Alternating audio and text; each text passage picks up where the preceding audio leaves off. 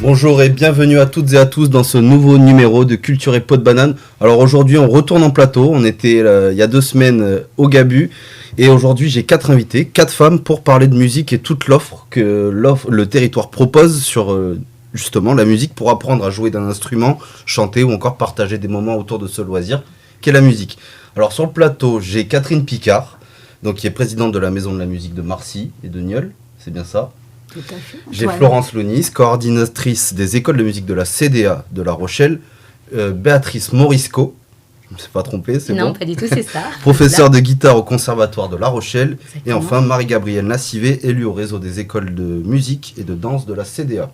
Tout à fait. Alors pour commencer, mesdames, on va reprendre un peu vos rôles, comprendre ce que vous faites exactement. Alors on va commencer avec vous, Florence. Vous êtes coordinatrice du réseau des écoles de musique de la CDA. Alors en quoi consiste un peu votre rôle? Est-ce que vous pouvez nous expliquer brièvement? Alors mes missions sont des missions de coordination essentiellement pour faciliter les relations entre les écoles, des relations pédagogiques, administratives, matérielles. Faciliter les échanges, les projets, tout ce qui peut amener à faire vivre un réseau. Et puis faciliter également les échanges entre les professeurs et les bureaux des associations, parce que ce réseau d'écoles de musique comprend énormément d'associations. Et puis faciliter aussi les relations entre les bureaux et les élus des 28 communes de l'agglomération de La Rochelle. Et ceci avec le soutien de Marie-Gabrielle Nassivé. Donc vous êtes là vraiment pour assurer le lien entre la CDA Oui. et les écoles de musique et les associations pour permettre Tout à fait. une bonne entente. Oui, un bon fonctionnement et puis pouvoir se projeter dans l'avenir, réécrire un schéma communautaire qui régit les relations entre ces écoles. Et ce schéma-là doit être réécrit pour être adapté au milieu dans lequel il doit évoluer. Et donc, je suis là également en soutien. Comment on gère les différences entre les écoles? J'imagine que chaque école a sa particularité. Complètement. Est-ce que c'est pas compliqué de pouvoir harmoniser tout ça? Alors, ça c'est toute la question. Alors, jusqu'à quel point est-ce qu'on va harmoniser les choses? Est-ce que c'est bien de tout harmoniser? Chaque école a ses spécificités. Est-ce que c'est bien de garder aussi ses spécificités? Là, c'est toute la question et c'est justement ce qu'on est en train de travailler tous ensemble, aussi bien du côté des écoles que du côté des élus, pour voir comment on va pouvoir accompagner ces écoles-là et savoir ce qu'on doit garder, ce qu'on peut effectivement harmoniser ou pas. Donc vous travaillez avec Marie-Gabrielle, Oui. qui est élue au sein du réseau aussi. Est-ce que vous pouvez nous expliquer vous aussi votre rôle, Marie-Gabrielle? Alors, j'ai eu cette délégation donc de ce mandat-là pour pouvoir, en fait, on était en cas de révision de schéma. Hein. Et puis, on sentait une fragilité de la part des écoles qui ne fonctionnaient pas vraiment en réseau. Et on rappelle, c'est essentiellement associatif. Hein, donc, il nous faut accompagner ces écoles, déjà, avant même de savoir si on va harmoniser, dans quelle direction on va aller. Il faut assurer leur survie. Voilà. Et effectivement, après, les faire travailler ensemble, vraiment travailler en réseau. Il faut développer l'offre sur le territoire, il faut l'adapter à la demande. Et il y a les écoles du réseau, mais il y a aussi toutes les écoles qui ne sont pas dans le réseau, hein, comme à Marcilly. Donc, nous, les élus, on doit définir la politique du territoire, on doit rencontrer tous les élus du territoire, même ceux qui n'ont pas d'école de musique sur leur commune, pour voir avec eux ce qu'on peut faire, ce qu'on peut amener. Ces villages-là ou ces communes-là qui n'ont pas forcément d'offres culturelles, forcément, s'il n'y a pas d'école de musique... Voilà. Il faut leur apporter aussi, pouvoir leur apporter des animations, c'est voilà. Ça aussi votre rôle? Soit des animations, soit effectivement même des cours, hein, de l'initiation, enfin je ne sais pas si on en reparlera, mais c'est ça, les écoles du territoire peuvent aussi délocaliser leurs activités vers des communes qui n'ont pas d'école. D'accord. Voilà. Et c'est ce sur quoi on essaye de travailler, parce qu'il y a une attente, et effectivement...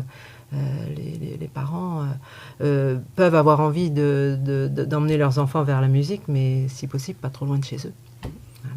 Est-ce qu'il y a des écoles qui veulent faire un peu leur loup solitaire? Non, pas du tout. Le but, c'est vraiment de créer un nœud commun. Je pense que toutes les écoles peuvent être volontaires, il faut les accompagner, il faut leur expliquer et les aider, parce que finalement, ça peut se faire, mais effectivement, ça nécessite du lien entre les élus, les associations, il faut trouver des locaux, etc. Mais bon, quand on se parle, on y arrive.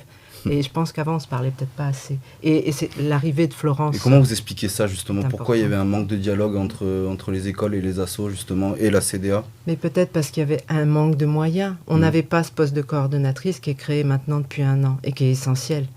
Parce que, voilà. Ok, super. Merci en tout cas, mesdames, de nous avoir un peu expliqué.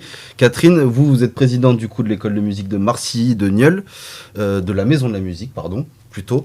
Quelles sont vos missions alors en termes d'éducation de la musique ? Alors justement, pour rebondir sur ce que dit Marie-Gabrielle, effectivement, il y a beaucoup de communes sur le territoire qui n'ont pas d'offres musicales. Et chez nous, sur le territoire de Marcilly et Nantes, il y avait quand même, on avait senti quand même ce manque et ce besoin aussi. C'est-à-dire que pour faire de la musique à Marcilly, puisqu'on a commencé par la Maison de la musique de Marcilly en 2020, avant que je rejoigne celle de Nieul là récemment au mois de juin, on s'était rendu compte que pour aller faire de la musique, il fallait aller soit à Maran faire 10 km, soit aller à Pulboro, soit aller à Lagore. Et tout de suite, ça a demandé quand même du temps de trajet. Et sur Marcilly, on avait quand même cette demande de se dire, il y a plein d'enfants qui n'ont pas accès à la culture musicale, tout simplement parce que les parents n'ont pas le temps logistiquement de faire ces allers-retours, parce qu'il ne faut quand même pas oublier que maintenant, pour aller à La Rochelle et Nantes, il faut quand même compter 30 à 40 bonnes minutes quand même, avec tous les feux, la circulation, etc. Donc aller à Lagore ou à Pulboro, c'est un petit peu la même chose. Donc c'est quand même du temps à passer dans le transport. Et puis après, il faut aussi que les parents puissent rester aussi le temps du cours, parce que quelquefois, ils n'ont pas forcément envie non plus de retourner chez eux. Enfin, ils n'ont pas le temps même d'ailleurs de retourner chez eux pour retourner ensuite chercher l'élève. Donc, on avait fait ce constat-là. Et ça va mieux, justement, Florence, au niveau de ce quadrillage du territoire, au niveau des écoles de musique, on arrive un peu mieux à se repérer. Les élèves peuvent mieux se lier à une école de musique près de chez eux. Mais c'est vrai que notre travail aussi, c'est de donner de la visibilité à ces écoles-là. Et puis, effectivement, d'amener de la proximité. Et on se rend compte en plus avec le développement urbain sur l'agglomération de La Rochelle que les familles sont en périphérie de La Rochelle et plutôt sur la 2e, 3e couronne avec des communes comme à Marcilly qui ne sont pas pourvues d'écoles de musique ou de cours d'accès à la musique proches.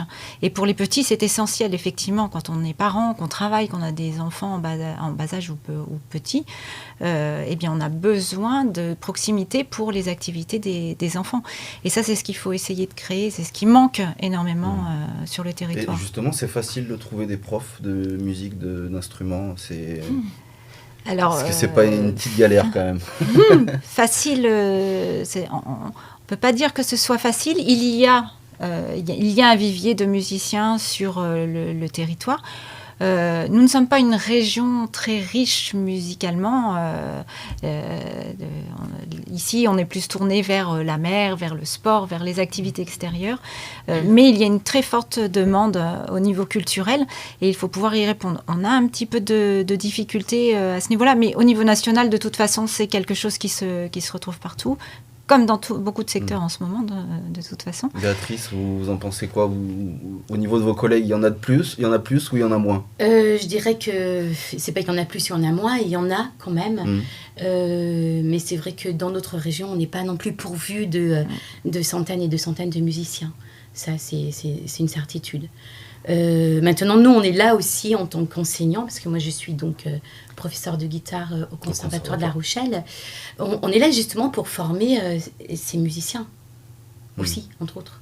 Vous êtes uniquement au conservatoire ou vous ne faites pas de cours particuliers Non, je ne fais pas de cours particuliers. Je suis uniquement au conservatoire. Voilà, donc à temps complet depuis déjà une 20aine d'années au conservatoire. Bon, on va y revenir un tout petit peu après. on va revenir sur vous, Catherine.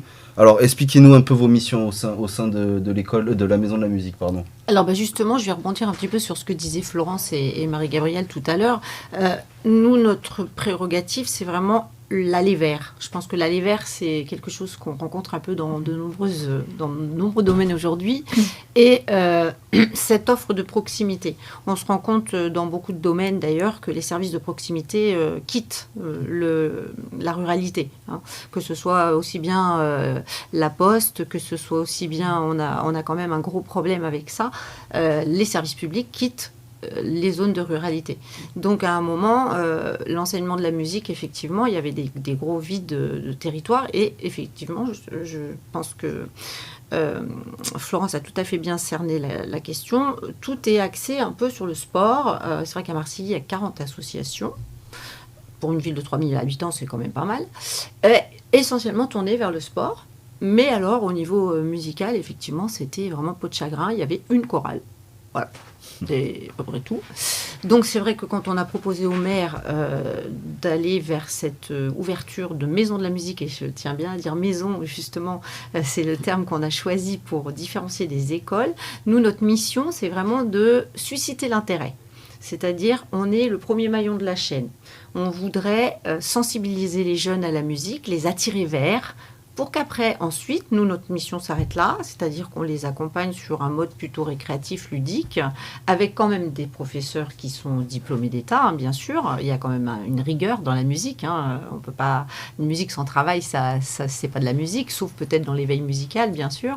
Mais notre limite, c'est que après, si l'enfant veut aller sur un parcours de formation musicale, au conservatoire, avec effectivement cette exigence de niveau, de passage de niveau aussi, d'examen, et puis ensuite peut-être aboutir au diplôme de fin d'études de conservatoire, qui est quand même la finalité à la base. Hein. Je pense que, voilà, vous ne serez pas contre cette...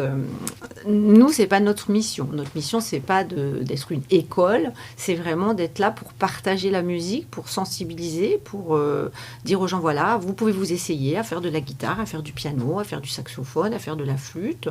Et puis, si à un moment donné, l'envie vous séduit et que vous avez envie d'aller plus loin, là, c'est plus notre ressort à nous. Hop, on passe le relais sur une école qui va avoir plus cette... Alors du coup, Catherine, on est plus dans l'apprentissage ou plus dans le partage? C'est-à-dire quand un élève arrive dans un de vos ateliers, qu'est-ce qu'il fait Alors, il y a deux formes, en fin de compte, il y a deux niveaux, en fait, chez nous. Il y a vraiment les cours de musique qui sont faits par des professeurs comme Béatrice ici présente, hein, qui sont d'ailleurs, pour certains aussi, dans les écoles de musique de Lagore, ou comme Caroline Bourg, par exemple, notre professeur de piano, hein, voilà, grâce à qui j'ai connu Florence, qui, elle, intervient aussi à l'école de Lagore, je crois. Oui, tout à fait. Elle est à Surgères, voilà. Donc, et elle donne aussi des cours particuliers, elle a plusieurs casquette. Donc, elle accompagne les élèves. Il y a vraiment un niveau de formation quand même qui est là. Hein. Les professeurs sont quand même avec un niveau d'exigence. On est bien dans l'apprentissage de la musique, mais aussi dans cette notion qu'on n'oblige pas forcément à l'élève d'aller faire 1 heure de formation musicale, 1 demi-heure d'instrument, plus 1 heure de pratique collective, comme ça peut se voir dans les écoles de musique où il y a vraiment un parcours, en fait. Nous, ils viennent parce qu'ils ont envie de faire de la guitare. Donc, à partir du moment où ils ont envie de faire de la guitare, le professeur va amener, au fur et à mesure des morceaux que les élèves ont envie de travailler et de leur niveau, les notions de solfège qui vont avec. Un peu, finalement, comme dans un cours particulier. Ce serait un cours particulier donné dans une structure associative, puisque ce sont tous des auto-entrepreneurs donc, qui interviennent chez nous. Et donc, ils ont aussi cette liberté de pouvoir accompagner l'élève comme ils l'entendent et avec leur méthode pédagogique. On ne leur impose pas de méthode pédagogique. Après, il y a les ateliers. Donc, les ateliers, c'est différent. Ce n'est pas des cours. Ce sont des animateurs comme nous qui sommes des musiciens, on va dire, confirmés, mais non professionnels, et qui vont donc accompagner les gens plus sous forme récréative et ludique, comme par exemple l'atelier à chacun sa voix, qui ressemblerait plus à The Voice, c'est-à-dire qu'ils arrivent avec une chanson qu'ils ont envie de chanter, on les accompagne, nous, en tant que musiciens bénévoles, sur cette chanson, on leur donne des petits conseils, bien sûr, de coaching pour placer la voix, pour utiliser le micro, on met les morceaux à leur tonalité, et ensuite on crée un arrangement avec eux. C'est-à-dire que s'ils ont envie de transformer la chanson et puis de la mettre en reggae alors qu'elle a été composée, je sais pas moi, en valse, on le fait. Et voilà, et on les accompagne comme ça. Ensuite, on leur enregistre le playback instrumental sur clé USB et puis ils peuvent s'entraîner chez eux. Mais on leur met toujours le morceau à leur tonalité, ce qu'on ne peut pas faire avec Carafun, par exemple. Béatrice, ce type de maison de la musique, ça peut servir à vos élèves. Vous avez des élèves justement qui sont venus d'école de musique chez vous, au conservatoire? Oui, on en a et justement, ça c'est l'idéal parce que de pouvoir justement découvrir la musique dans une structure, je dirais, qui est plus généraliste, c'est parfait parce que pour ceux qui veulent continuer, se perfectionner et apprendre davantage parce que au niveau de la musique, ils se retrouvent vraiment, ils peuvent s'exprimer, puis ils ont trouvé quelque chose qui leur correspond, eh bien, ils viennent au conservatoire après. Donc on en a. Et ça marche très très bien justement la relation entre les écoles de musique de l'agglo et le conservatoire. Très bien. Sur la CDA justement, on a combien d'écoles de musique, vous savez? Alors on a 11 écoles de musique et de danse, aussi bien associatives, ça on en parlait parce que c'est une grosse part en fait de ce réseau des écoles de musique et de danse. Il y a une école municipale qui est l'école de musique et de danse d'Étré. D'accord. Et le conservatoire de La Rochelle qui est géré par la CDA de La Rochelle. Quelle est la plus vieille école de musique, vous savez ça ou pas? Alors, il y en a qui sont très anciennes, à Puylleborough, à Lagor, Châtelaillon également, avec Angoulins, en fait, puisque l'école de musique de Châtelaillon a d'abord débuté sur la commune d'Angoulins. Là, on a vraiment des écoles qui sont très anciennes, Périgny aussi. Et justement, ces anciennes écoles aident à l'implantation de nouvelles écoles, ça permet aussi de pouvoir les aider. Je ne sais pas si ça les aide. En tout cas, ce qu'on essaie de faire, c'est de tisser un maillage sur le territoire pour que ces écoles puissent se développer. Après, là, on a vraiment déjà des grosses structures, des écoles de musique comme je viens de citer, des associations comme celle-là, ont environ une quinzaine, entre 15 et 20 salariés. Et il faut savoir que ces associations sont gérées par des bénévoles. Quand on arrive à 15-20 salariés, ça devient compliqué. Et justement, comment faire pour pas qu'une école comme ça rayonne trop et mange toutes les autres écoles de musique? Alors, il n'y a pas une difficulté justement à pouvoir... La répartition, elle ne se fait pas comme ça. Elle ne se mange pas. En fait, ce qu'il faut, c'est répondre au maximum à une demande sur le territoire. Et cette demande-là, qu'elle soit gérée par une grosse structure ou une petite, peu importe. Ce qui est important, c'est de répondre et que tout le monde puisse... y trouver ce qu'ils cherchent. Et toutes les associations ne sont pas prêtes à se développer. Parce que quand une association se développe, ça demande énormément de travail, aussi bien au niveau des salariés que des bénévoles. Et tout le monde n'est pas prêt, n'a pas le curseur au même niveau. Et donc là, toute la difficulté ou toute la richesse, eh bien, c'est de discuter, de voir comment on peut accompagner les écoles qui le souhaitent vers un développement et puis maintenir celles qui souhaitent garder leur activité comme elles l'ont développée jusqu'à présent. Et là, et en fonction aussi de l'accueil que peut offrir les communes, parce que toutes les communes n'ont pas les mêmes infrastructures, ne sont pas prêtes à faire les mêmes efforts pour les mêmes choses. Et donc, voilà, comme le disait tout à l'heure Marie-Gabrielle, c'est vraiment tout le travail est autour de la discussion, de l'écoute, pour pouvoir répondre au mieux. Et au niveau du rayonnement, par exemple, l'école de musique d'Étré peut venir faire un concert ici à Maran, Ça, c'est possible, c'est envisageable. Il n'y a pas de limite géographique. Il n'y a pas de limite géographique à condition que tout se fasse dans une bonne entente. Bien sûr. C'est-à-dire, voilà, si l'école de musique des Traits ou peu importe veut ou souhaite ou est appelée pour faire une manifestation sur un autre territoire, par exemple à Châtelaillon, à Pulboro, il est évident que l'important, eh bien, c'est de communiquer aussi avec les structures en place pour que tout se fasse en bonne intelligence. Mais c'est là où c'est intéressant de travailler et là où on peut développer cet esprit de projet pour travailler ensemble, parce que de toute façon, ensemble, on arrive à faire des choses beaucoup plus importantes et beaucoup plus enrichissantes pour tout le monde. Et ces écoles, en fait, sont souvent très complémentaires.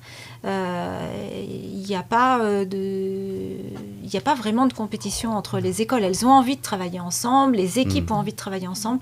Et le but du jeu, c'est de proposer des projets qui puissent faire monter le niveau de tout le monde et d'exigence et de qualité et que tout le monde y trouve ce dont il a besoin. Très bien.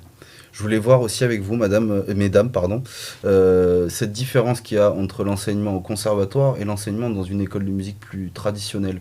Quelles sont ces différences? Alors là, je vous invite tous à répondre. Quels sont vos avis sur ça? Alors, on va dire que dans un conservatoire comme celui de La Rochelle, une des différences, ça va être sur les disciplines qui sont proposées.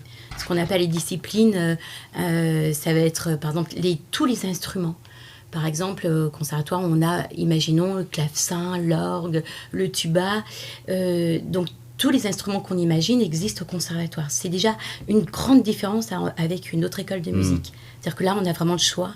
L'enfant peut choisir l'instrument dont il rêve. Et puis, il y a aussi ce qu'on appelle les disciplines annexes. C'est-à-dire, il peut faire un atelier de musique ancienne, un atelier de MAO, c'est-à-dire musique assistée à l'ordinateur, la musique ça, c'est actuelle. réservé aux élèves, c'est pas ouvert au public. Oui, là, je parle de l'apprentissage, les élèves. Oui, okay. Voilà, ce qui différencie quand un élève s'inscrit au conservatoire ou d'une école de musique de Sainte-Soule. Voilà, la différence, ça va être sur la pluridiscipline. Et comment on fait pour entrer au conservatoire? Est-ce que vous pouvez nous expliquer? Alors, on va dire que ça dépend déjà. Un choix pour entrer au conservatoire, eh bien, si on habite à côté, c'est une facilité parce que voilà, c'est une logique de rentrer au conservatoire. Après, il y a certaines disciplines, c'est-à-dire certains instruments qui vont être un petit peu où il y a trop d'enfants qui veulent en faire. Ouais, trop de demandes. D'accord.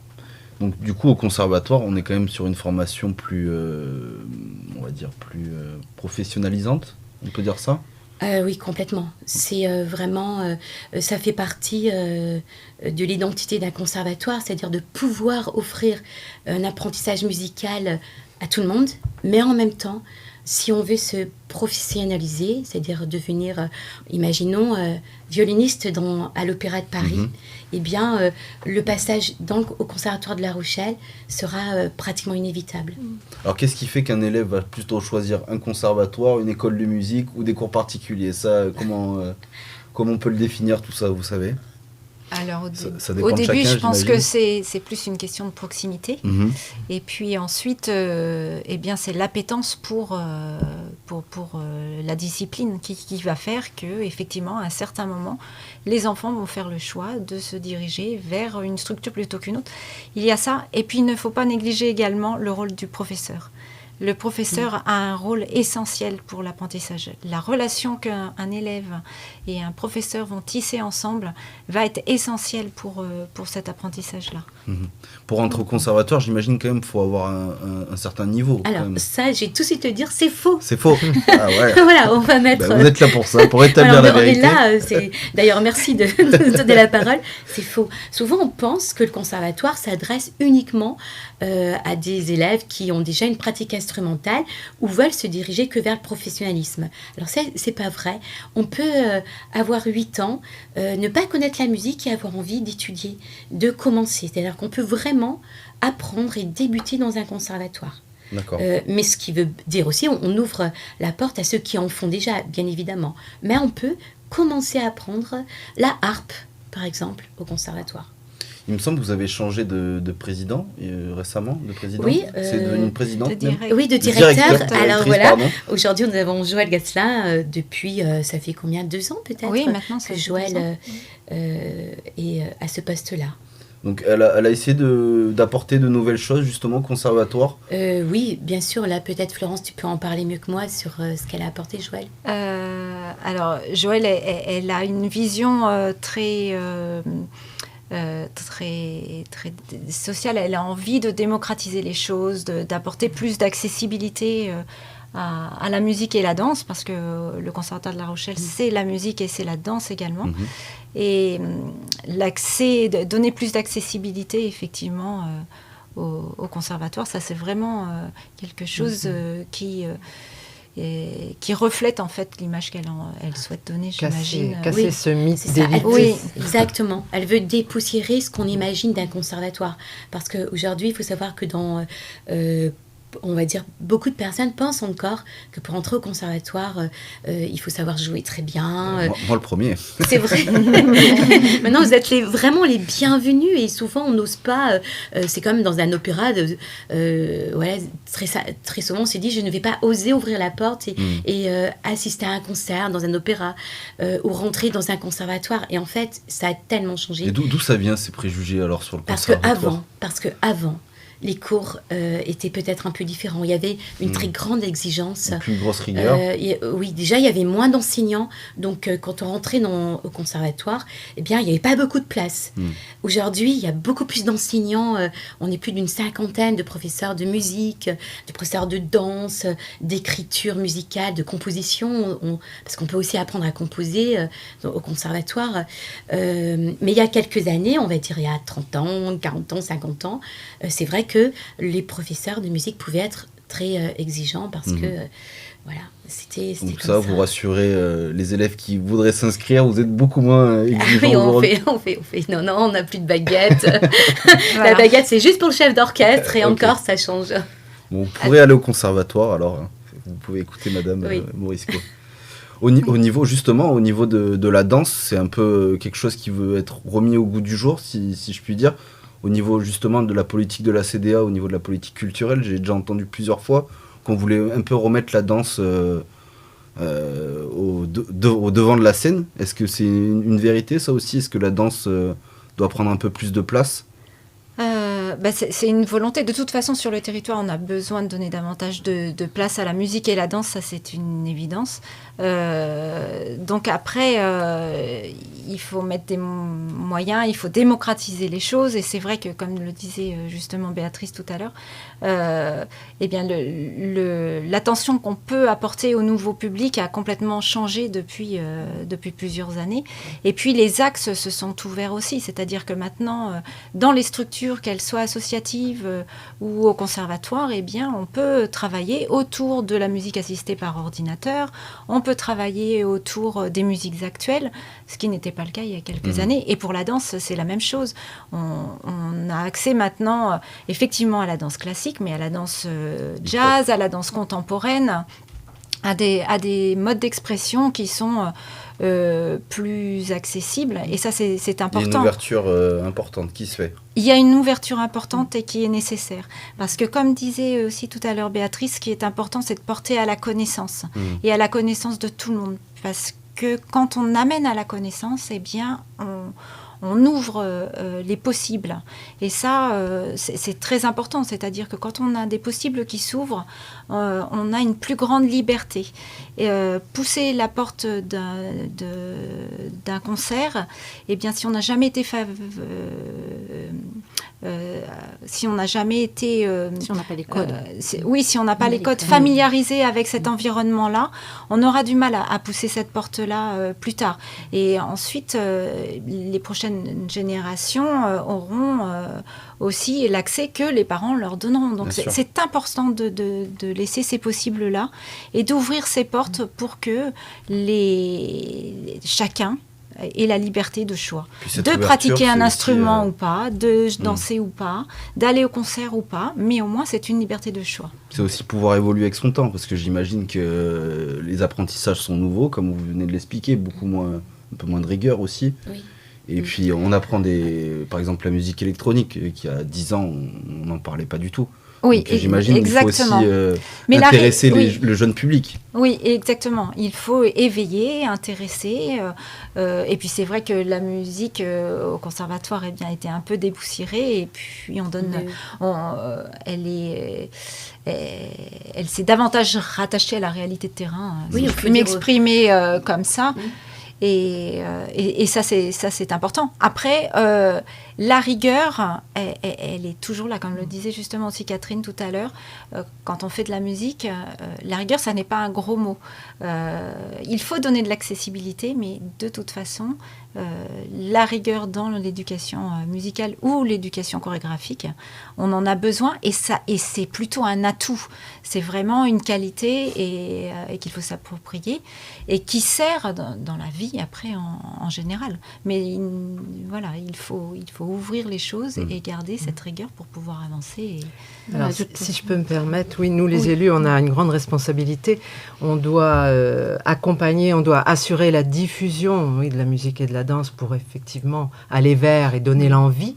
Et puis après, on doit aussi donner les moyens, et notamment au niveau des locaux. Parce que quand vous parliez de la danse, Florence, les limites pour la pratique, l'apprentissage et la diffusion, c'est les locaux. Et ça, on doit travailler là-dessus et sans doute investir dans les années à venir parce que on a de plus en plus d'enfance, de jeunesse sur notre territoire et de la demande. Et maintenant, il va falloir assurer... Et pas que des jeunes, parce que nous, à Marcilly, on en a fait l'expérience, on a beaucoup d'adultes, même plus qu'à Nieul. Nieul était effectivement une école qui avait une représentation de jeunes avec un pourcentage très élevé, alors qu'à Marcilly, on a eu plutôt l'inverse, c'est-à-dire qu'on a eu beaucoup d'adultes qui ont frappé notre porte parce que justement, ils n'étaient pas recevables dans les écoles de musique, parce que, effectivement, les adultes ne sont... je sais pas prioritaire. Si c'est toujours le cas.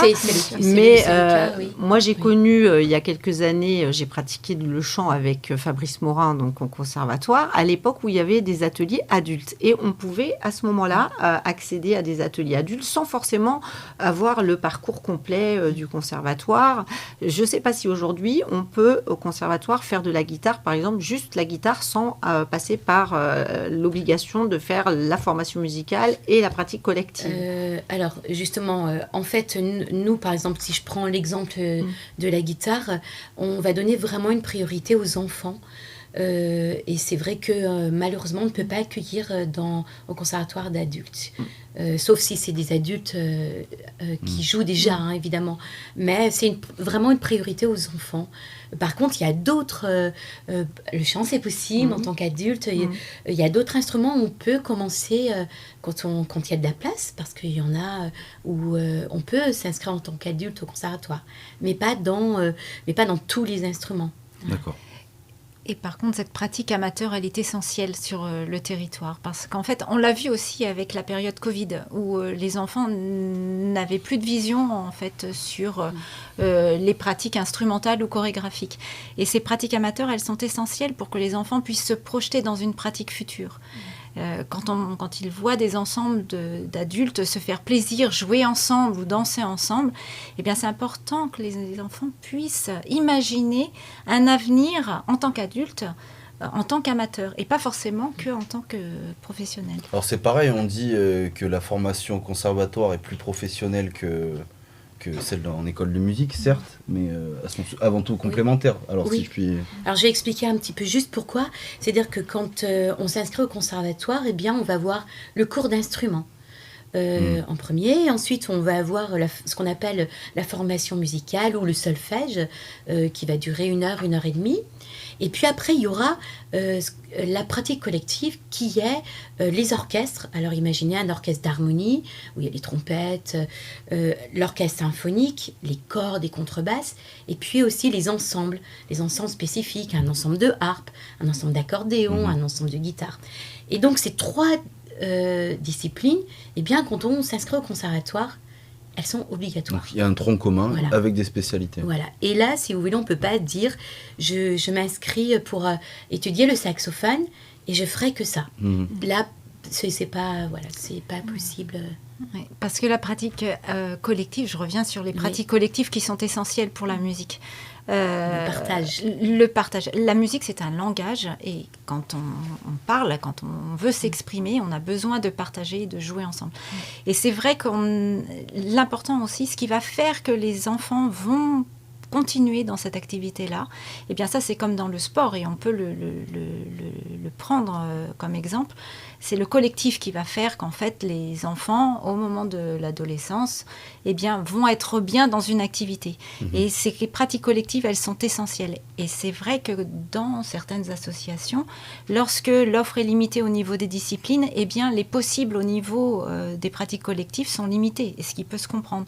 Au conservatoire, le possible au niveau des pratiques collectives sont énormes. Et c'est vrai que c'est ce qui va permettre aux enfants de pouvoir continuer et de pouvoir s'inscrire dans la durée dans une activité.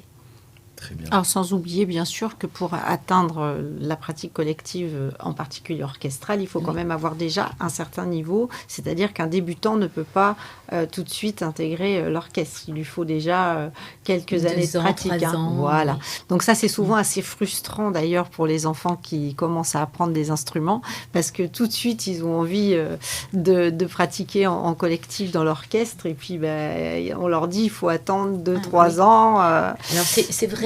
Par contre, heureusement, vu que pour nous, c'est indispensable et essentiel, justement, d'être en collectif, eh bien, ils vont aller à la chorale. C'est-à-dire qu'il y a des groupes d'enfants, les 6-9 ans, 6-8 ans, qui vont chanter ensemble. Et cette pratique collective, les ensembles, les orchestres, c'est vraiment important parce que la musique, c'est un dialogue, c'est du partage. Et s'il n'y a pas ça, eh bien, ce serait dommage. Voilà, c'est pour ça que le cours individuel, alors il a des qualités, certes, la proximité, la facilité, éviter toutes les structures, les transports, mais il n'y aura pas ce côté-là où on est avec les autres enfants, on partage avec les autres enfants. Et voilà. Je vais vous poser une question un peu philosophique. Oui. Vous aurez 2 heures pour me répondre. Est-ce qu'on peut justement perfectionner dans la musique sans l'aide de personne ? Alors, c'est possible ? Alors, c'est toujours plus difficile et on n'est jamais seul en fait, parce qu'aujourd'hui, évidemment, il y a tout ce qui est l'internet qui permet d'apprendre plein de choses. Alors, il y a plein de pays où on apprend avec les autres, c'est-à-dire que la transmission, elle va se faire par l'oral. Je pense qu'en France, on a la chance d'avoir des structures qui sont vraiment très accessibles aussi sur le plan financier, parce que c'est vraiment toujours des écoles qui ne sont pas chères. Donc voilà, c'est un atout qu'a notre société. Certes, on peut apprendre seul. Moi, j'ai plein d'amis qui ont appris seul à jouer de la guitare et à chaque fois, je suis impressionnée parce que je me dis, waouh, c'est un mérite. Et ça me fait penser, quand on veut, on y arrive, quoi. Quand on veut vraiment et qu'on aime quelque chose, on va se donner tous les moyens. Mais avec un prof, je dis toujours, on va tellement plus vite. Non, ça c'est sûr, parce que moi j'ai accueilli cette année beaucoup d'adultes qui ont commencé par les plateformes Internet pendant le Covid, parce que forcément, il n'y avait pas cette possibilité d'aller chez un professeur ou dans une école. On a tous été contraints par les fermetures sanitaires successives. Et il est vrai que ils apprennent, ça c'est sûr, à placer les mains sur un clavier. Mais après, ils ne savent pas ce qu'ils font. Donc j'en ai quand même beaucoup qui sont revenus en cours en disant moi j'aimerais bien comprendre ce que je fais, parce que là j'appuie sur des notes, mais en fait je ne sais pas quelle est la note sur laquelle j'appuie, et je produis une mélodie, certes c'est joli à l'oreille, mais je ne sais pas ce que je fais, et donc j'aimerais comprendre ce que je fais. Donc les limites de l'internet quand même. Alors pour rebondir sur la perspective de pratique collective dans nos structures à nous en fait nos pratiques collectives, c'est les spectacles.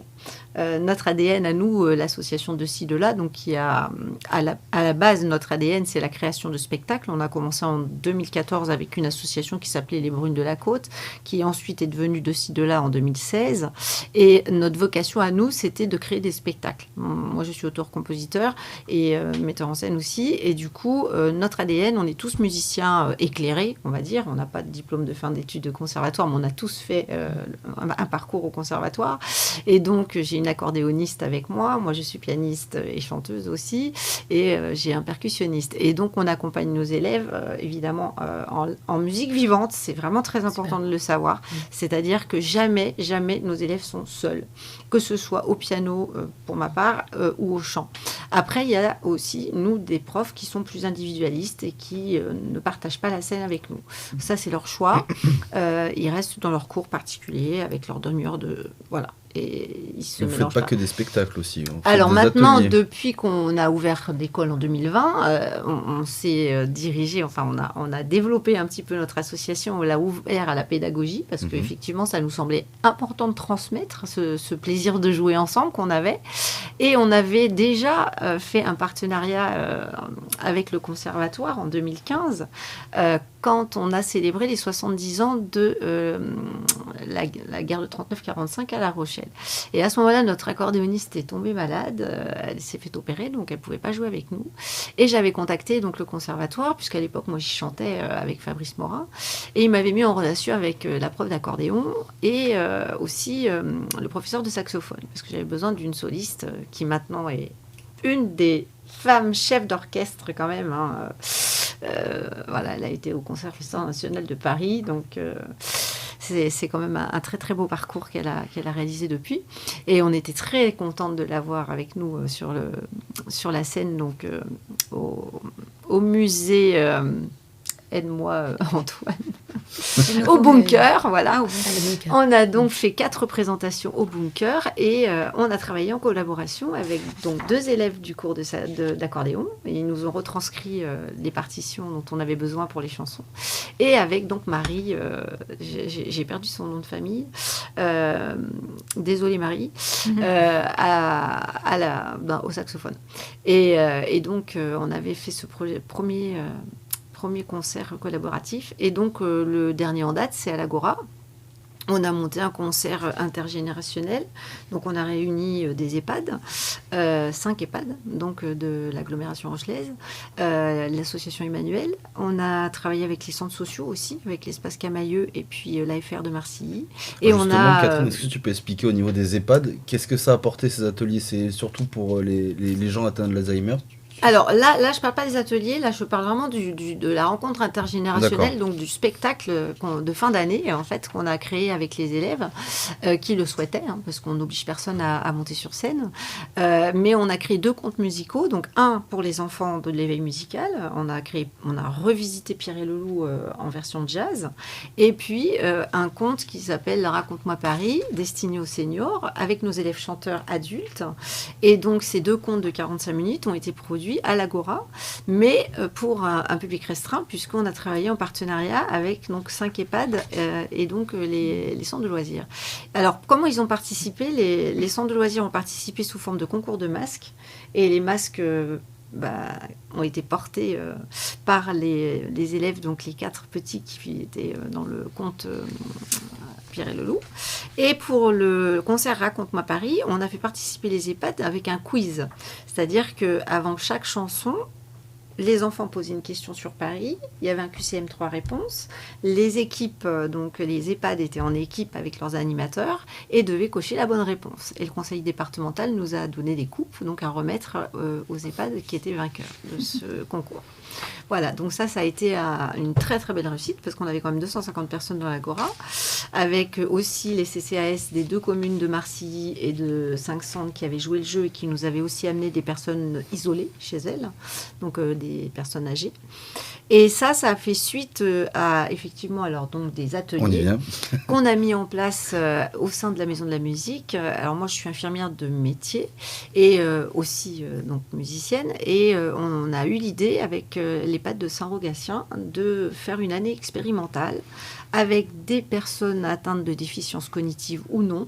On a réuni tout ça dans un atelier qu'on a appelé la mémoire en chantant, parce qu'on s'est aperçu que la musique est un langage universel, on est tous d'accord là-dessus, et que il n'y a pas besoin forcément de savoir lire les notes, ni même de savoir lire un texte. Et on s'aperçoit que les personnes qui sont en unité protégée atteintes de maladie d'Alzheimer ne se souviennent pas de ce qu'elles ont fait de leur clé il y a 5 minutes. Mais alors par contre, quand on commence à mettre les premières notes de la Java bleue sur le synthé, hop, ça réveille la Madeleine de Proust et elles se mettent à chanter. Florence et Marie-Gabrielle, c'est des choses qui se font de plus en plus ça, dans les écoles de musique. C'est impressionnant. De développer des ateliers. Des ateliers justement en destination des hôpitaux ou pour...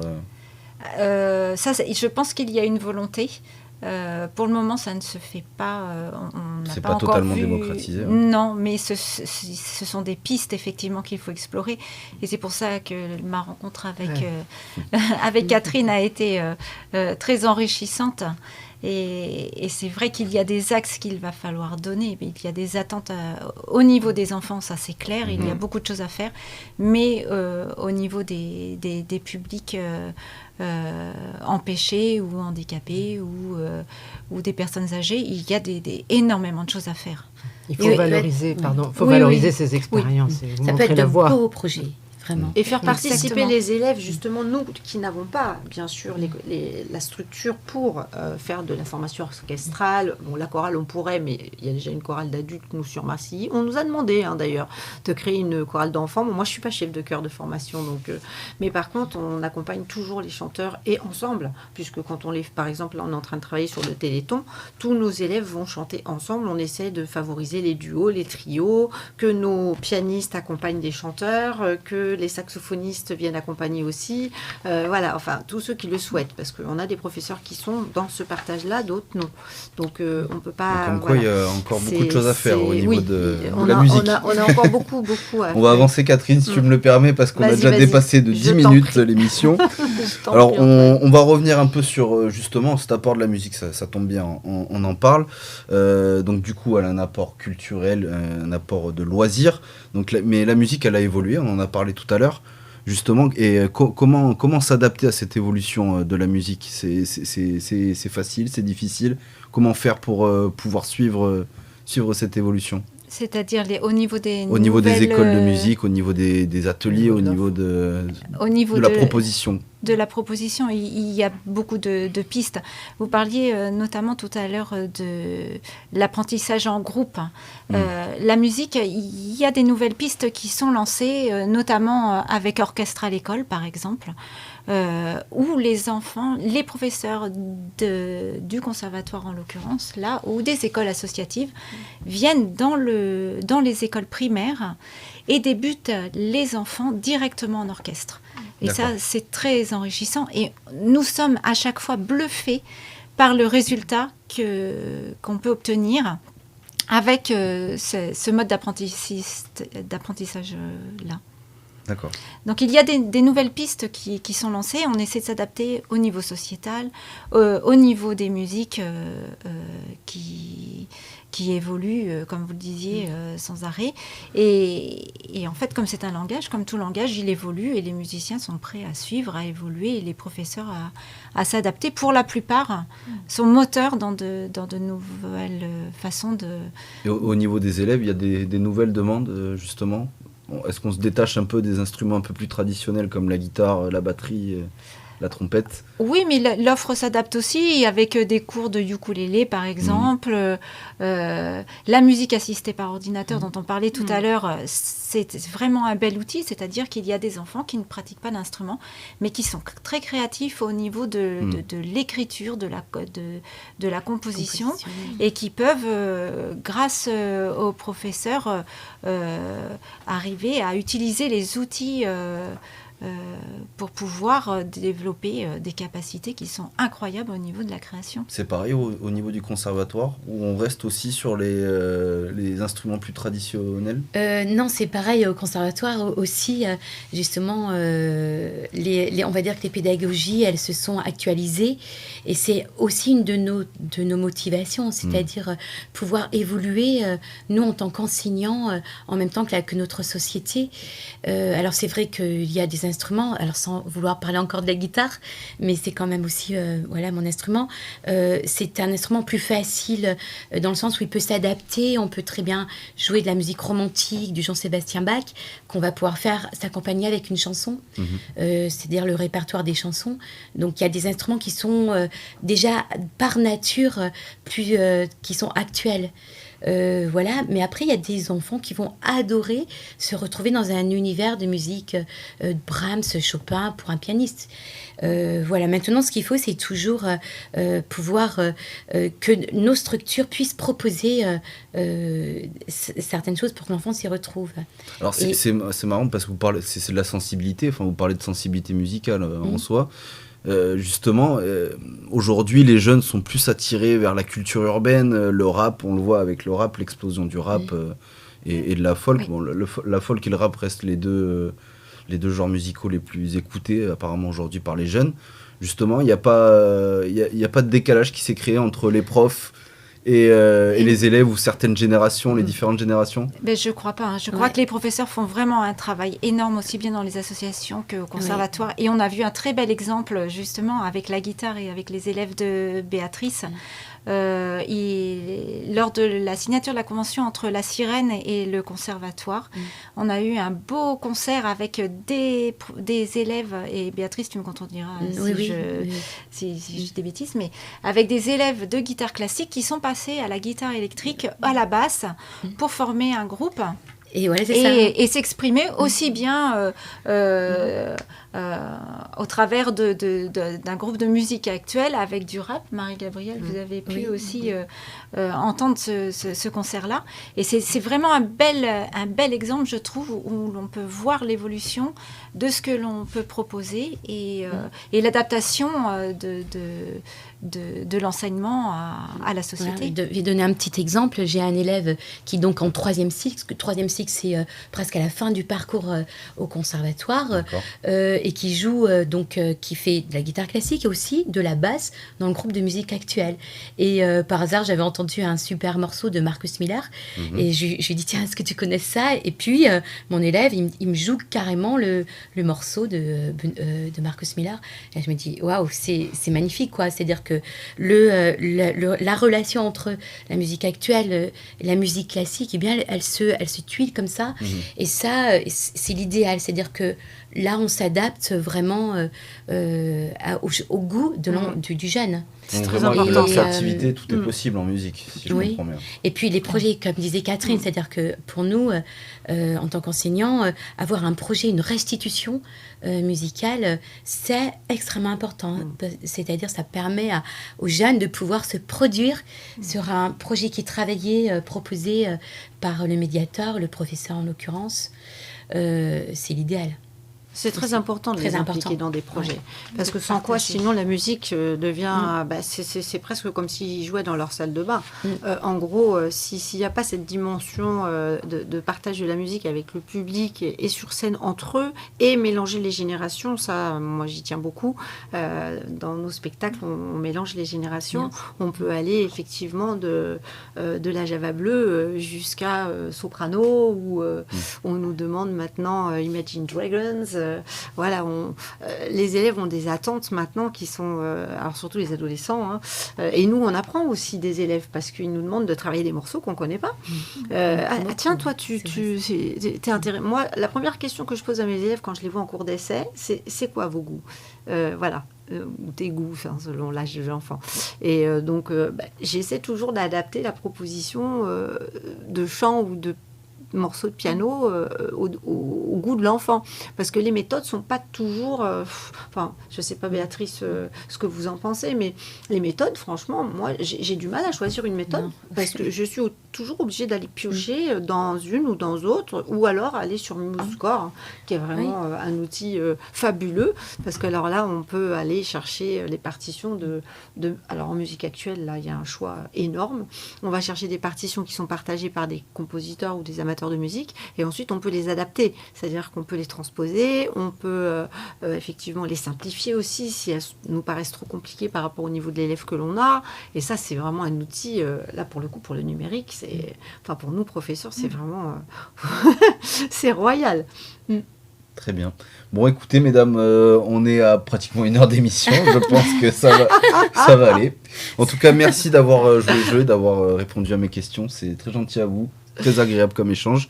Nous, on se dit dans 2 semaines pour un nouveau numéro de Culture et Peau de Banane.